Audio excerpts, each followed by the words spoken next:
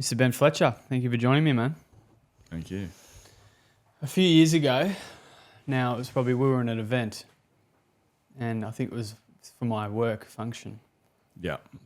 And in the process of me building this page, I reflected a few months ago and I said, who's someone that I've met that has an amazing story that I've encountered that hasn't really told it on a public domain before? And you were the first person that came to mind. I think I even said at the time how much it had an impact on me, even the next day. Yeah. Yeah, and the conversation that we had was centered around, I think it was being grateful. I before this conversation, I had a chance to actually listen back or think back and try to get back to where or what I was thinking about when I was speaking to you. And it was, we were talking about being grateful, and then you told me a little insight into what you went through a few years ago now. I forget what. Yeah, I think it's almost 3 years now. Yeah, 3 years, yeah. Yeah. Do you want to try your best to take me back to the day, what happened, and then we'll go from there? Yeah, no worries. So I was away for a weekend just with a mate, kind of a camping, fishing, four-wheel drive weekend. A couple of hours out of Melbourne. We're coming back down a really steep kind of razorback ridge, and there's a little pinch point in it. And I've driven up and down this ridge a million times. Like, it was very familiar to me. It had been raining heavily that day. It might have been an inch of rain, but I've had a pretty good forward drive and mud tyres and all that stuff, and driving down the ridge line, and at that pinch point, the tray or the back wheels basically slipped out. It's pretty slippery, black kind of mud, and basically slipped off the side of the track. And before you know it, like in slow-mo, we were basically facing almost vertically up the hill, up the mountain, and I was accelerating, trying to hold the vehicle where it was, but I knew it was very steep where we'd come off the side of the track, and I knew that within a couple of seconds it was going to start rolling. How steep is the hill? Oh, like we're talking, like it's not vertical, but it's very, very steep, very steep gradient, like 60, 70 degrees. And my mate basically, because we were going so slow down the hill, like I didn't have my belt on. He went to reach over and he put his belt on and he goes, I think we're fucked here, mate. And in that time frame? In that time frame, it's split second. Wow. But time really goes super slow when you're in that situation. It's like you hear people talk about bear attacks and, time basically freezes, and it was like that. And as soon as he put the belt on, and it just rolled on his side, I was kind of thrown out of the vehicle on the first roll, and what happened is my leg got caught in the door, and I was trapped so I was stuck on the outside of the vehicle as it was rolling down the hill, which is not a good place to be if you're with a 3-ton vehicle. So it rolled a couple of times, and then basically degloved my left leg below my knee. So basically from my knee all the way to my ankle was basically torn open, and I had like a huge flap of skin. And the vehicle spat me in the air, and then it rolled over me. And as it rolled over me, it basically crushed me between my legs, popped my 2 ACLs in my knees, snapped my ankle, and broke 3 bones in my back. And then it continued to roll all the way to the bottom. My mate was still in the vehicle, and I honestly thought that he was going to be dead. There was going to be no way that he'd survive. I think it was probably 100 or 200 metre roll. It's a long way to roll, and I just thought it was going to land on its roof, and it'd go up in flames. Anyway, it didn't land on its feet. He popped out, and I was like, thank God, he's alive. And straight away, that's when the pain really kicked in. It's something that I've never, ever, ever experienced before. It's like whatever you think has hurt you in the past, times that by 10,000. That's what it was like, and it was a gut-wrenching pain, screaming, And I basically straight away I was like, I'm in serious trouble. I was like, there's a very good chance that I'm going to die. I was kind of paralyzed. I couldn't move. And I was losing a lot of blood. There was basically blood spraying all over the grass around me. And I knew, growing up on a farm, I knew that, you either stop the bleeding or you're going to bleed out and die. So mate ran up. He had a bad injury to his lower arm, crushed his forearm, and I said to him, "You've got to help me tourniquet this thing." So he tore off the strip of his jumper or shirt, I can't remember. So he wrapped it around, got like a bit of a stick or something, and put it in and tightened it up, and that kind of stemmed the bleeding. At least it wasn't spraying everywhere. And then from there, basically, we're lucky enough. I was still high enough on the mountain that we were able to try and call 000. Got on to the lady that was in the call centre and said, "Look, it's been a bad car accident. He's badly hurt. Like, we need help." And we're not close to like a farm or close to a town or anything like that. It's kind of middle of nowhere. And they ask, where's the nearest public road? And it's just like, well, where's the nearest street? And it's like, we're nowhere near a street. Like, the nearest road's a couple of K away in terms of like a dirt public road. And so they were able to GPS roughly where we were. And I still remember, like, it was low cloud. I was smack bang up, like, we were basically right underneath this huge mountain. This huge, big mountain. You could feel it just there. It was this huge, big face. And, so we called the ambos, and then it was basically 3 hours of me sitting there. And I was basically, the only thing I could think about was my 3 sons and my wife, and that gave me a lot of motivation to like hang in there. But I still remember thinking that I'm never getting off this mountain. There's just no way. So it was like a really kind of, it's pretty distressing when you're thinking that it's all done and you're not going to see your family again. So that was pretty hard. And then my mate eventually had to like hike out of where we were. Like, there was choppers, like they were above us, but they couldn't land because of low cloud. And then once they left, I was like, well, yeah, I'm definitely going to die because there's no other way really to get into where we were without knowing the spot well. And then eventually, like, we saw lights on a different mountain range, and we're like, well, they've gone to the wrong spot. So he's hiked out to go get them, and then eventually, the first person that got to me was a copper. And as soon as he got the torch on me, because I was covered in blood, and he could just see the shock in his face, he was just horrified. What do you think you would have seen? You would have seen, basically my shin bone was hanging out. There was a huge flap of skin, would have been 50, 60, 70 centimetres long, just open, covered in dirt. So you could see the bone, there was like dirt all through the wound, and I was paralysed. I couldn't move.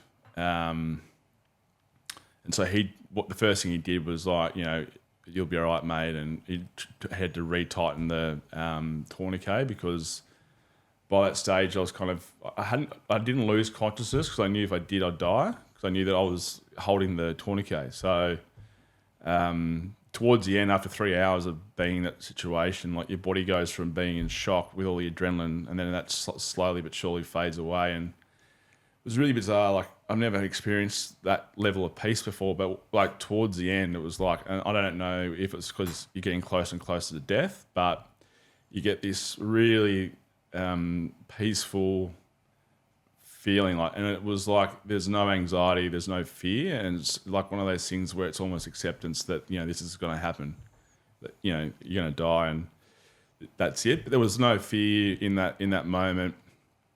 And so when the cop did turn up, I was just like, well, maybe there's a chance that I can get out of here. And I also thought, well, I've done everything that I can do to this point. I've stayed alive for 3 hours, through pure determination and resilience. And by that stage, like, I couldn't scream anymore, because I was probably screaming for 2 hours. But by that stage, I like just lying there, right? I was literally about to ask, did the pain go away when you're in that piece? No, like the pain was just, again, it's just excruciating. Like you just can't fathom like a human or any animal going through something like that for that long. But by the end, yeah, because I was getting so exhausted and so close to like, probably death that,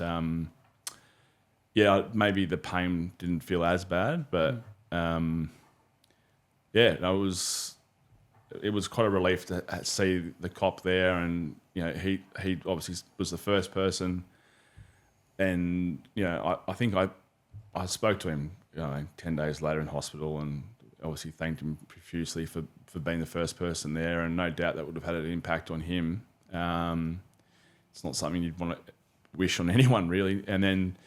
Within, I don't know, like time's very hard to tell you time when you're in that situation. But I think after that, the paramedics eventually arrived, and then there was CFA and other first responders that turned up and tried to stabilise me, tried to at least dress the wound as best they could. They had to put me on a plank because I was worried that I'd crush my my hip, and if I had crushed my hip, would have definitely have had internal bleeding and would have died. But luckily I didn't, and they were able to put me on a stretcher, and then from there they couldn't get a vehicle into where we were because, again, they didn't know the track to get up to where I was. So they had to carry me out, which not the smallest guy or the lightest guy. And so, they had, I think it might have been 6 guys carrying me out. And then they got me to a point where they could then get me to a CFA forward drive, and they put me in the back of the tray. And I had to go super, super slow because I had a broken back. But they had no other choice, and so they had to go real steady. But every single bump, it was like me screaming. And you're on the green whistle, and that starts helping you a bit, but you're still in such serious pain. And then eventually we got to like the dirt road, the public road, and there was there was 2 or 3 ambos there. All I remember was the blue and red flashing. It was like really vivid. I remember it. And even to this day, when I see like an ambulance or a cop car, it takes me back. There's like little triggers that take you back to that night and that day. And then they put me into the ambulance, and I was obviously high priority to get to a hospital, and the only way they could address the pain, because the green whistle did nothing really. The only way they could try and stop the pain and try and stabilise me without going into cardiac arrest, because I lost so much blood, was giving me ketamine, which I'm not sure if many of your listeners have had it before. I've never had it before. People out there that do it recreationally, but I had never done it before. And it just basically takes you out of your body essentially. And for me, it was horrifying because I had this it was like a nightmare, and I felt like I was in between life and death, and I was in this no man's world. It was like a kid show that my kids used to watch. It was called Dino Trucks, and it's really weird kind of it's almost like Lego, but it's like dinosaurs, and that's where I was for an hour. And I eventually kind of woke up, and I had one of the paramedics sitting next to me in the back of the ambulance, and I grabbed him on the leg, and I was just like, please don't give me any more of that, because it was scaring the absolute shit out of me. And they obviously had to keep giving it to me, but at a lower dosage. And then eventually got back to Melbourne, because they had to get me back to the Royal Melbourne, because that's where the surgeons were for plastic surgery, all these operations that I'd have to go through. So I got into ER, and then basically from there, they had to then start the process of, every 2 days I had to have an operation. So because the leg was so badly soiled with, basically dirt and grass and everything you can think of, every couple of days they have to go in, and so they cut the flap off, and then every couple of days they have to go in and cut off, infected tissue, because the risk of serious infection was super, super high. And the surgeon basically said to my wife, and I obviously didn't know this at the time, but they said, look, the best thing that we could do for your husband's health and him to survive would be to cut his leg off. But they said, look, we do have the option to do grafting and to do some serious operations that's going to impact him for his life. And she said, no, well, he's got 3 young boys, and I want him to at least have a crack at having his leg. And at the time, like I was happy to have the leg cut off because I was just happy to be alive. I didn't really care about the leg because I knew how badly damaged it was. And I just never thought that I'd ever be able to fix it. And so, every couple of days, I was going in for surgery, and like each surgery is like 8, 9, 10, 11, 12-hour days. And after each surgery, you felt better because your body was like infected and dying, and so when they cut it off, you felt better. And then eventually, it was like after about a week. It would have been a week or 10 days in that kind of cycle of operations. They then said, well, we actually think we've got your leg in a position now where we can actually do the graft. So that they had to cover the bone, which was exposed in my left leg. And so to do that, they had to cut basically my right thigh off. Like, we're talking like this to cover the bone. Because if you can't cover the bone, then you're getting infections and then you got to cut it off anyway. So they did that, and the pain from that, waking up from that surgery was just, again, it was like going back to that night, that day when it happened. It was just like excruciating pain. And I was on morphine, ketamine, like every serious painkiller you could be on. And sitting in a trauma ward during COVID, I couldn't have my wife or my kids, my parents, my friends, anyone come and visit me. So you're dealing with all this stuff by yourself. And there were some dark times, but at the same time, I was still very grateful to be alive, and I was very grateful to first responders, very grateful to the surgeons. Like what they did to save my leg was, beyond like almost impossible, and they did it. So, there was weeks and weeks in hospital, and eventually got to the point where I could go into rehab, and that was a pretty interesting experience as well, because went to a rehab where there's a lot of older people. I had to learn how to walk again. I had serious, obviously, open wounds that had to be dressed daily. I was in a wheelchair, for a month. And learning how to walk again was like a really humbling experience, because when you're younger, I was 35 at the time, I turned 36 when I was in hospital, but it was like learning how to walk again was humbling. I knew the road was going to be long and hard, but I was more than happy to do it, because I was like, I've got 3 children to live for. I've got my wife, she'd been put through absolute torture through the whole experience. And so, I was just highly motivated to like get on, do the rehab, and, just do the best you possibly can. That was the way I've always been raised by my parents. It's always like, do the best you can do. And, that's all anyone can ask. So I was in rehab for, a month or 2, and eventually got out. And meanwhile, I just started a new job. So then, like, I'm, the main breadwinner for the family, because my wife doesn't work. She's a full-time mum. And so, I had that pressure there as well. Like, I made that pressure on myself because I'm a highly motivated, driven person. And so that was weighing on me. But the physical kind of recovery, while it was really hard and difficult, was nothing compared to the mental recovery. And what I found, my experience was that it wasn't the first 3 or 6 months that you deal with that stuff. It's like 6 months on for 3 years. And I think, after the 6 months, I reckon the worst that got was like, probably after 6 months. And then I had real mental demons. What did that look like? I just think there was like a lot of guilt. Where do you think the guilt came from? I just feel like I'd put my family through an absolute horrendous thing, and while it was an absolute accident, it still happened, and you just feel like you let people down, and I was having horrendous nightmares every night. Like every night I had that nightmare of like rolling down this steep hill, hearing the vehicle, hearing the smashed glass, hearing like the thing roll over and over and over and over again down the hill.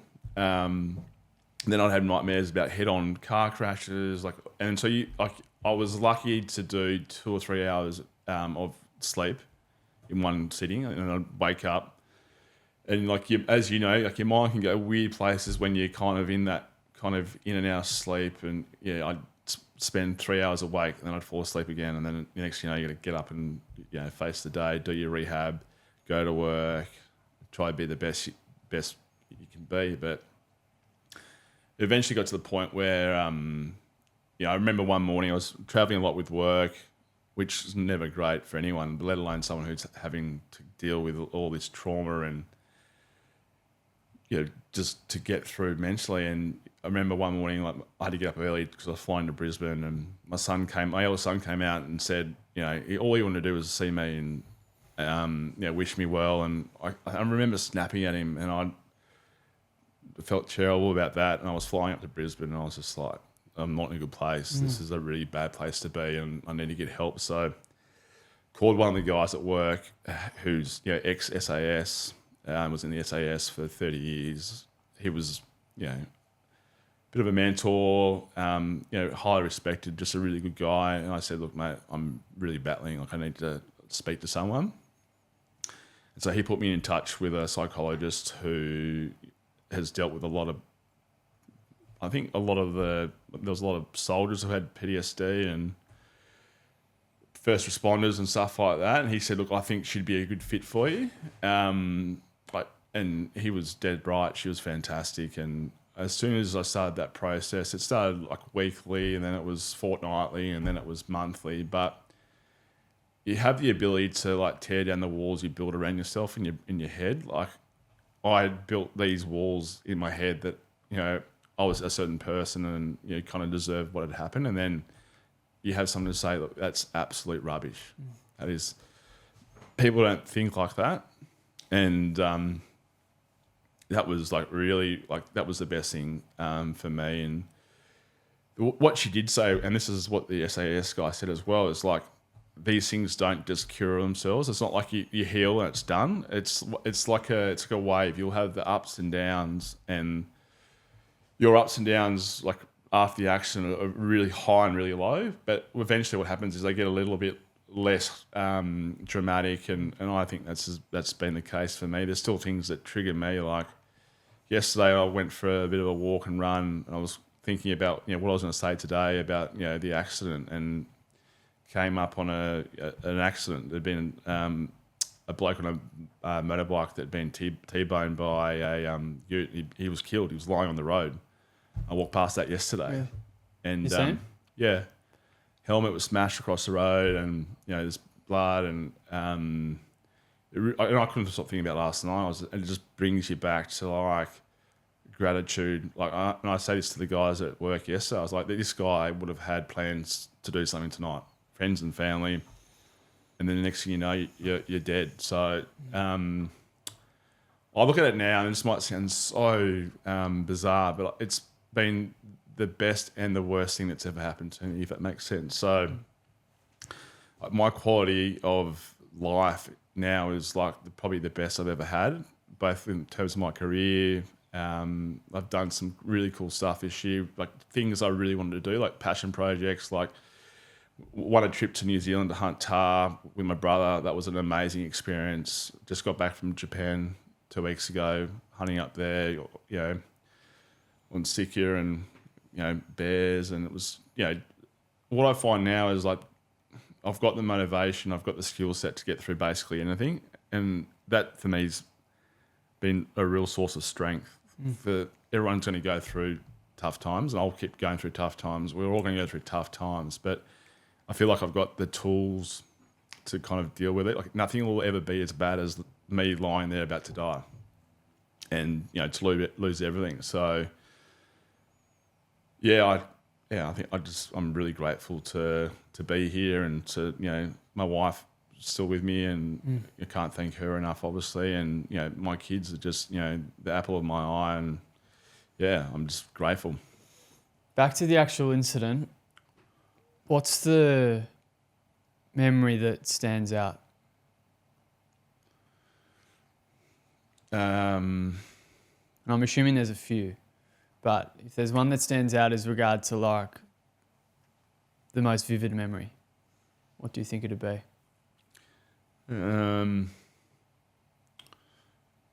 Probably just realising that I was paralysed and there was blood going everywhere, and I was basically, it enters your brain and you're like, well, I'm actually going to die. This is how my life finishes. Like, this is it.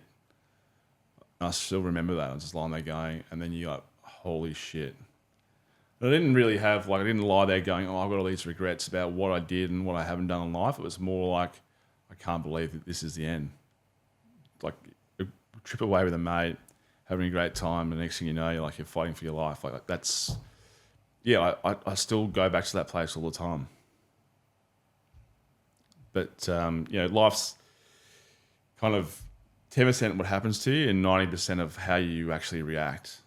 And I think that's a good thing for people to remember. Like when things are tough and you're feeling like, it's a dark little hole, I think you just got to make a decision around how you act and proactive steps you do take. That's you. That's a mark of you as a person. I think we all have a choice to do that. You can either be a victim and give up, or you can go, this is not going to define who I am. I've got things I want to do in life. This is going to be something I'm going to build off. I think you said before that it felt like it was slow motion. Yeah. In saying that though, did it happen quick in the sense of like waking up almost and saying, or looking down and going, oh shit? Like it was the most surreal experience I've ever had. It's like it was in slow mo. And it would have happened all within split seconds, and it was like in slow mo. I still remember getting thrown in the air. I still remember like hitting the ground, and then I remember like the weight of the vehicle coming over me. And it was just so lucky that because it was so steep, I didn't have the full weight of the vehicle, because it would have just pancaked me, it would have just crushed me. So there's all these things that could have happened that would have just killed me outright. I could have just had the bull bar laid on my head and it would have been done, right? So yeah, it was a spiritual experience for sure. And your friend, how was he? Yeah, he's like a brother to me now. Like without him, I would have definitely have died. There's zero chance. So he wasn't injured? Yeah, so his forearm was crushed. Okay. And he had to go through a lot of operations as well. And without him, absolutely 100% would have been over. So like we spoke yesterday, and we're still really close. He's like, I've got two brothers and he's like another one of those. So I spoke to a Holocaust survivor a few weeks ago, and he said there are some things in life that I wish I don't remember, but I do. It sounds like you didn't have a moment, like you remember all of it by the sounds of it. Yeah. Is that something, and you said before about the best and the worst, but is that something you wish you didn't remember? Well, it's one thing I can't change, right? So that's the first thing. Second thing is like, I don't know, like being unconscious and not. I mean, yeah, you probably wouldn't have gone. Your brain wouldn't have gone through all the trauma, but at the same time, like that's kind of what's made. It's what's made who I am today. Like, yeah, there isn't too much that phases me too. Like, yeah, like going through that is part of the best and the worst, right? I heard you flatlined. Yeah, it was. I eventually got the AMBO report as well, and it was pretty gnarly reading, like your bloods, and there was a couple of times where I was like basically dead. Yeah. Was it hard to read that report? They said, look, we recommend you don't read it, and I said, well, I just want to face into it, right? And then I was just like, wow, it's like, just like when you see the medical speak and the language used, you're just like, wow. Do you remember what it said? I think I've still got it in my drawer at home, but yeah, it's just basically goes through from the moment that they were with me to basically till I got to hospital. Take me back to the thought process, and I think you recorded or you said it before that you were thinking about your kids. When you were sitting there for 3 hours before the police came, was that the overarching thought the whole time? Yeah, it was basically a circular thought and there was nothing else that came into my mind outside of the 3 kids and the wife, and that was it. Yeah. I didn't have time to think about like friends or other family. It was basically just that. Did you have your phone on you? Yeah, it was in my jacket, but I was so stuffed up I couldn't, and I didn't want to call my wife because that in itself would torment. If I had to die, that would have tormented for the rest of her life. Like if she heard me screaming and carrying on, like that would have just been the worst memory. Do you think you were in even a position to, like, were you screaming literally the whole time? Yeah, so I was able to, when we called AAA, I actually was able to speak to the operator because my mate passed me the phone. I said, look, you've got to get here. Like, I'm going to be dead in 20 minutes. Like, you've got to get a chopper here or something. How long were you there for when you said that? That was within 5 minutes of the accident. Really? Yeah. I was like, I just knew that I was in really, really bad shape, and I knew that if they didn't get someone there soon, I was going to die. But you were there for 3 hours? Yeah. How?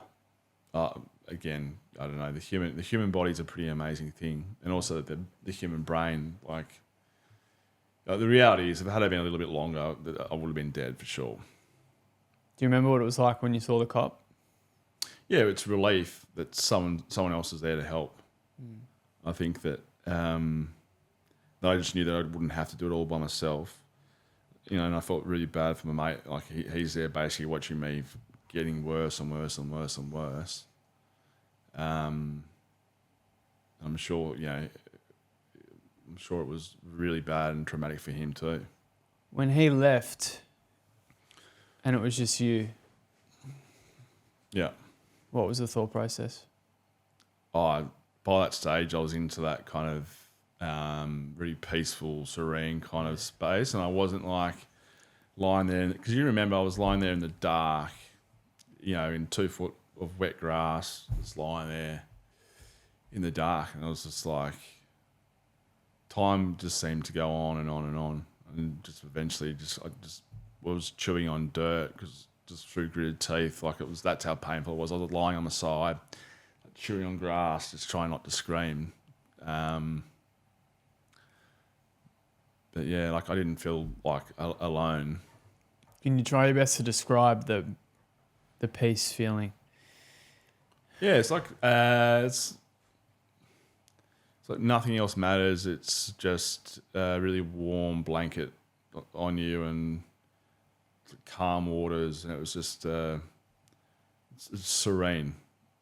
It was like it was a blessing really after what I'd gone through. But like just having that peace, it was all quiet, no anxiety, no fear, and that for me was, it was like heaven. It was like it's almost like you're nodding off a bit. That's what I was getting to, that point where I was starting to nod off a bit because I was exhausted. How has, and I'm not sure if trauma is the right word, but how has the trauma shaped your belief in the world and of others as well? Has that perspective changed? I think for me personally, it's just like I understand that everyone goes through battles, and quite often what you see on the outside is not what is actually the dialogue that's going on in someone's head or their experiences. Like we all have challenges, and if anything, I try and be a bit more understanding of other people. Because I feel like sometimes you also want that same understanding when you're going through a difficult time and things trigger you, and it's just more understanding that other people are going through their own demons and their own troubles as well. So that's probably the only thing. Yeah. You spoke about the sirens. Yeah. when the cop found you, do you remember what he was saying when he found you? Like I said, he was in shock, and I could tell that he was in shock, and that straight away for me kind of scared me a bit, because I was like,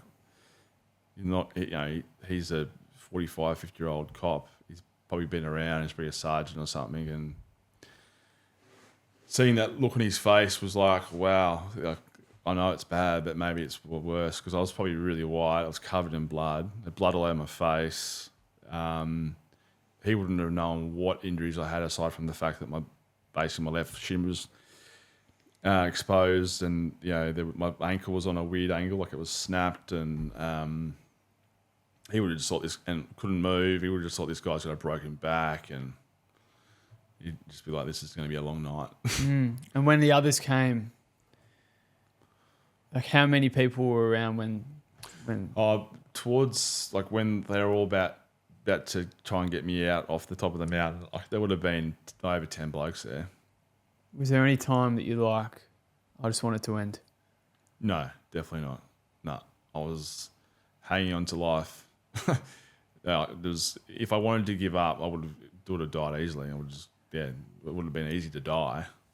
It was harder to stay alive, and I was like, no matter what, I'm going to give it my absolute all. If I get back to hospital, great. I can see why your view of the world, I guess, has changed from that. Yeah. The tourniquet situation. So you were literally holding.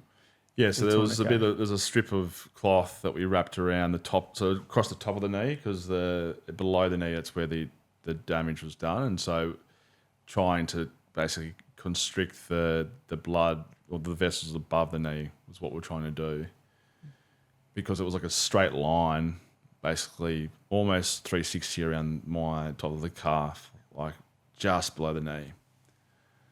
So you couldn't really tie it there. It had to be above.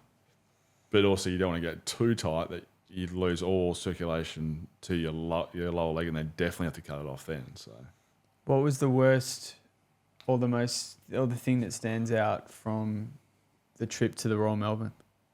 Oh, the ketamine was the worst, obviously. Okay. But and that was just the fear of thinking that I was already dead. Really? And I was in like a no man's land. Serious? Yeah, and that was like terrifying. How do you even try and describe that? Like, was it you described that as peace before? Was that? Oh, it's not even close. Even close to peace. That's like going to hell. Really? Yeah, it's like absolute torment. What did you see? Well, it was like I said, I was like in that cartoon, like in this kids show, and I couldn't get out of it. I was stuck in it. I was like, this is where I'm going to be for eternity. Yeah, so when I woke up, I was just like, I don't want to go back there again. I don't care if I have to go through the pain. I just don't want to be in that mental state. When you say wake up, were you still in the ambulance? Still in the ambulance, yeah. So the paramedic was sitting right next to me. I just grabbed him on the hand and said, please, like, don't give me any more of that stuff. Like, yeah. Do you reckon that was when you flatlined? No, it was basically when I got to the ambulance, yeah. You flatlined? Well, that's when it all started. Like, they were able to stabilise me once I got to the ambulance, but because by the time I got to the actual ambulance, it had then been 4 hours. So I had 4 full hours of basically, bleeding, in addition to the injuries I already had. So that was all starting to have an impact on the human body. Like, your organs start going through. When you have blood loss, obviously your organs are the ones that are suffering. So, yeah, I can't really remember too much about that, because by that stage I was just absolutely cooked. It was like you could have done anything to me. I was just like lying there, just like, yeah. I'd fought so hard to get to that point, and I was just absolutely exhausted. Incredible, man. Yeah. Speak about waking up in the hospital. Like, when you got there, were you in surgery straight away? Yeah, I remember being in ER, or in emergency. I was lying on a table, and they had to obviously they had to cut open the dressing again, check it, and then they were like injecting me with morphine like every kind of felt like 10 minutes because the pain was starting to build to the point where I thought I was about to have a heart attack because the pain was just like it just builds and builds, like it compounds, and then and they actually when that happens, they can't really control it. It just blows up, and that's what was happening. And then they're like, "Fuck, he's gonna die in ER," and so they had to rush me, had to kick someone else out of surgery and put me in, just to try and turn me around. When you realised or knew you were okay in hospital, you said you were in COVID. Mm. So you had minimal visitors during that time? No, so the first time I saw my family was in rehab, and that was right at the end, and they were looking through a window. Are you serious? So my 3 kids, I think they were 7, 6, and 4 or something, and they're like at the window with my wife, and so they couldn't even come in and visit me. And then they were on the phone. I was on the phone talking to them. I could at least see them. And then my wife's like, "All right, we have to go home," and they absolutely cracked it. Like, this is the first time I've seen Dad in months. It was months. Yeah, it was like, maybe not months. It was 5 weeks or something. And that was the hardest part. It was like you go through this huge accident and you don't even have the support, direct support of your family. Did you want them to see you? Yeah, absolutely. Yeah, absolutely. The only reason I asked that question, and sorry, I wanted to clarify. The only reason I asked that was because I'm assuming you were in a pretty rough state. Yeah. But obviously they got you through it, so you would want to see them. But like, Yeah. I imagine this is just my brain working. I mean, if I was in that state and you talk about, I think you even mentioned guilt.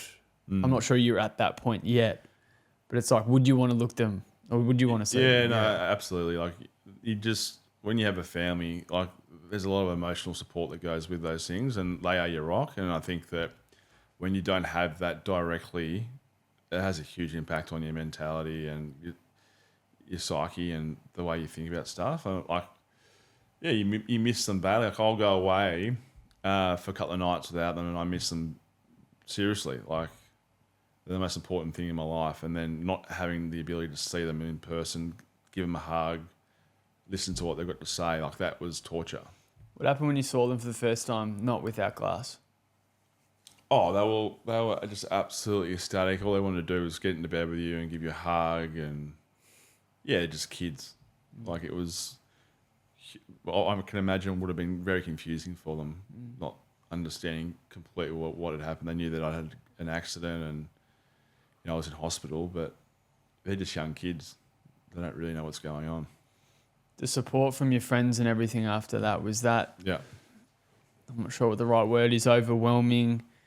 Was it hard for them to show that they were there, like because of the time? Yeah, I'm very, very lucky. I've got some really good friendships, and some really good family. Both, in-laws, my own family, but my friends all stood up massively during that period of time. And yeah, they've, obviously they're people and times you'll never forget.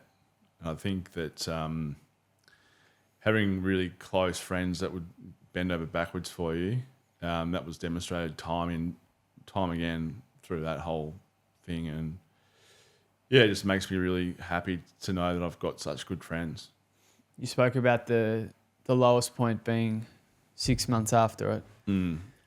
Were you were just living a normal life then? Yeah. When I say normal, I mean you were working still.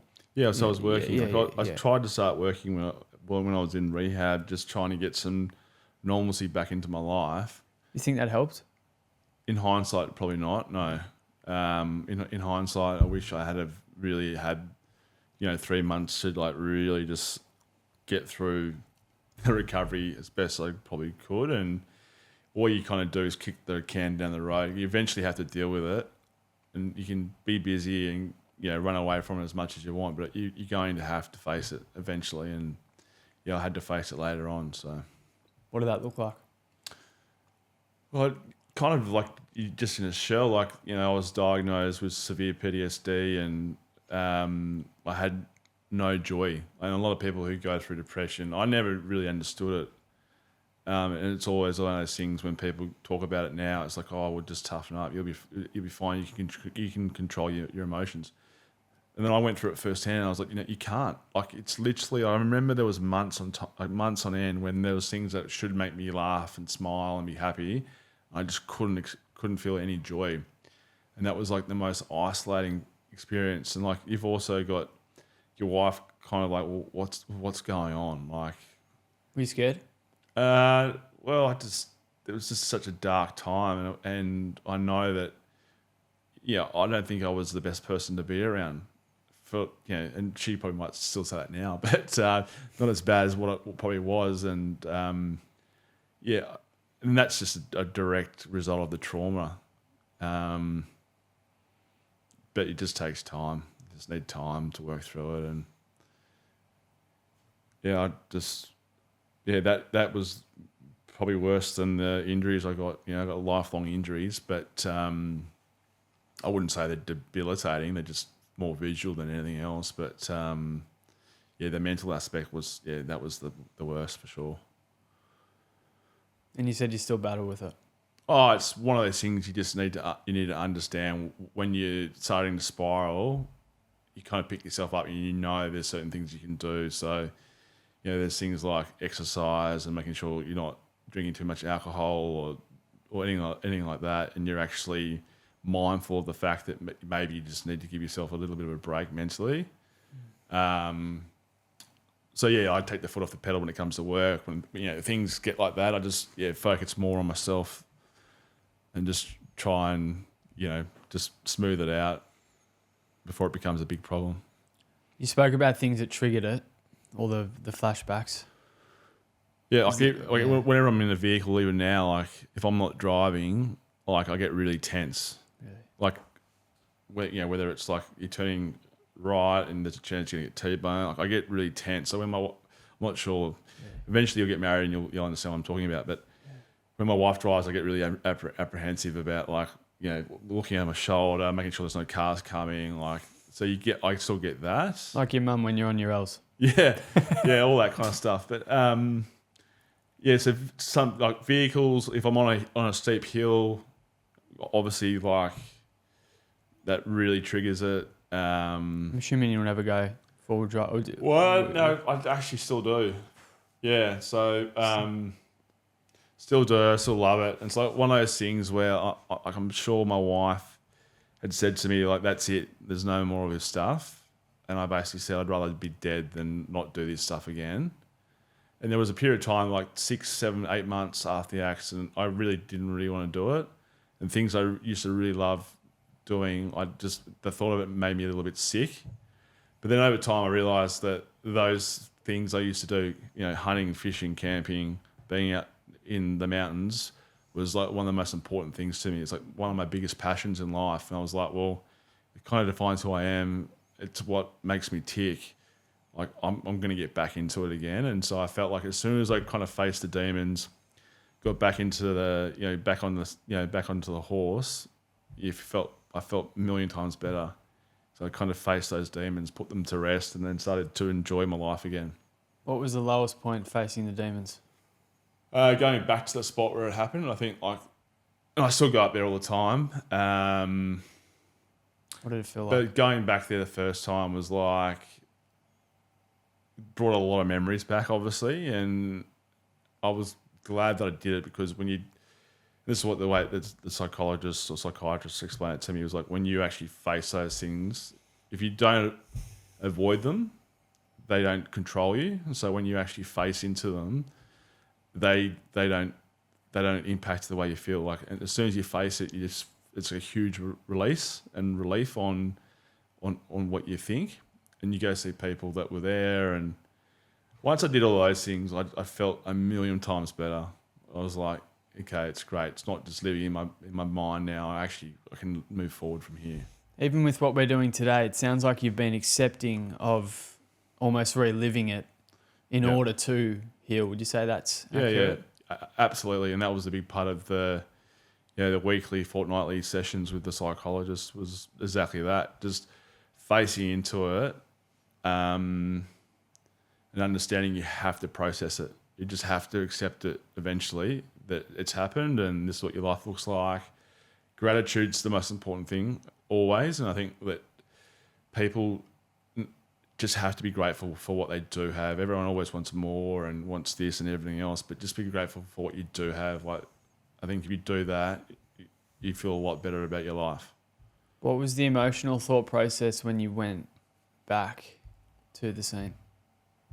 Oh, it's like the smells and just knowing that a place that had always been a very special place to me had also become a place that was also as close as I've been to death so far in my life. So it was like, I still go up there and I still love going up there, but I'm also like, well, it's also a spot that I almost died in too, which, I mean, there's probably worse ways to die. At least you're in a good spot. One way of looking at it. One way to look at it. So. That's one way of looking at it. Yeah. The worst and best thing that ever happened to you? With that or? No, you said that. Yeah, definitely. 100%. Like, my wife just shakes her head and she's like, I don't agree with that. But for me, I look at it now, I've had 3 years to deal with it and to think about it. And yes, it was the worst thing that's ever happened to me.